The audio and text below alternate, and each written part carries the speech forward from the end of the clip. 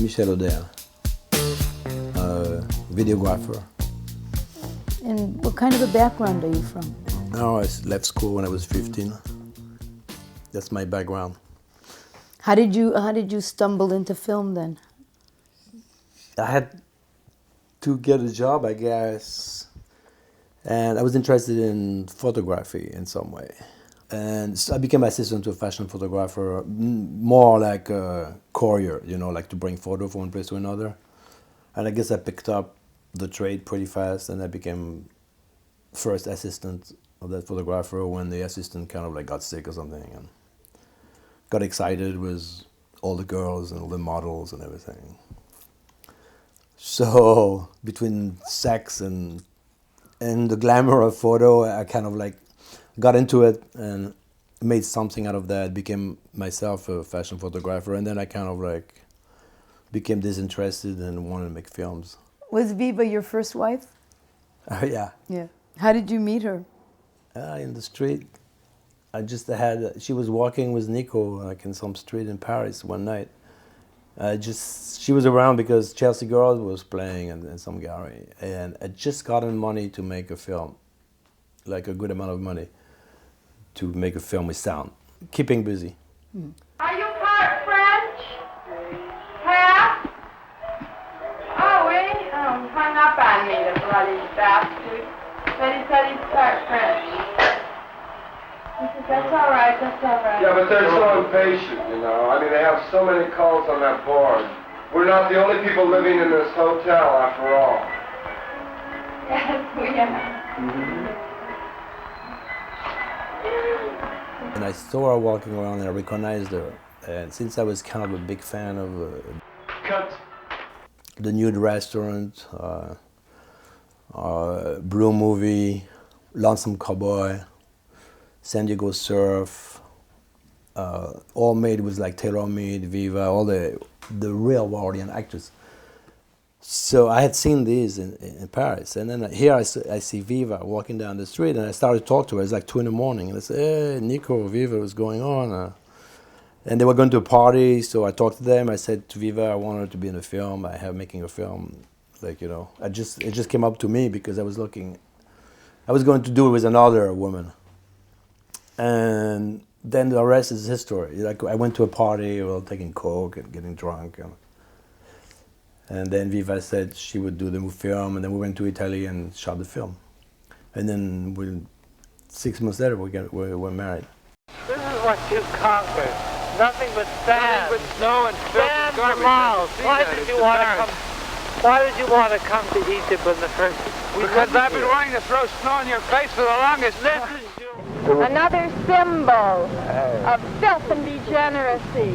Another symbol of war. I wanted to use all the early Warrior actors. So I had tailor-made, Ondine, Louis Walden, Viva, Ultraviolet, Andrea, Whips Warola, Andrea Feldman. And I forget probably 1 or 2 other characters. Everybody was frightening. Everybody was like crying. Well, it's probably the same idea than when you make a film with other actors. But they kind of behave because I paid them well, so they were like they could feel like for the first time somebody gave them money. Andy always gave them like $50, and that'd be it. What roles did they play? Everybody thinks they're like Cleopatra or Caesar or whatever, but they are like in the modern world, and they call like New York, Egypt. They go upstate Egypt.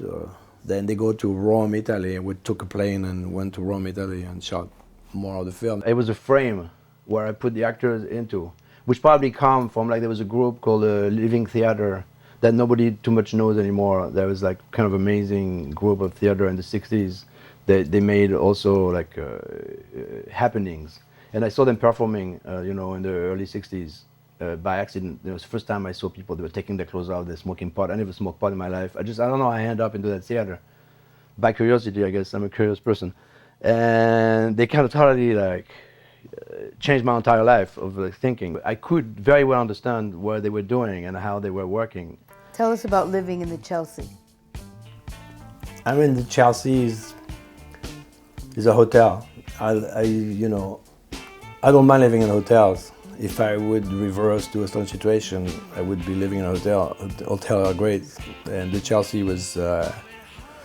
It's like, you know, the first floor was like the whorehouse, the second floor was the drug dealers, the top floor was all the wealthy people that had some names.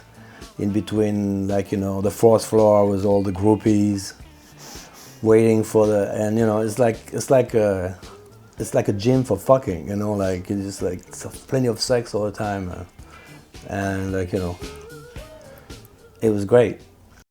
Alice was definitely like my lifeline for a long time, my best friend, like, you know. I met her, I think, in 75 or something. I met her because I was in a party somewhere with Larry's, and there was that old lady going on, telling stories. She was sitting in it, like, you know, holding court, sitting in a chair.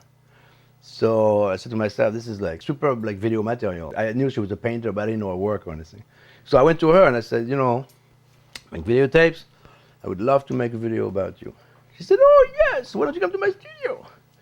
You know, I live on 107th Street in Harlem for like 40 years. And then I went there and I didn't know what to do, so I brought Taylor Mead.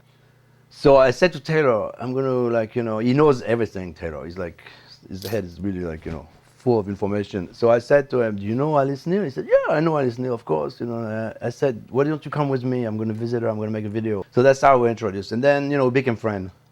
She liked me, she like get some food and everything. And I said to her, well, I'd like to come back when you're painting, because she showed me all her works. Like, she pulled them out, she has all her works in there. She never sold any work for a very long time. What? You never sold any of your works for years? Very little. So how did you Almost survive? nothing. And I didn't care, I have it, you know.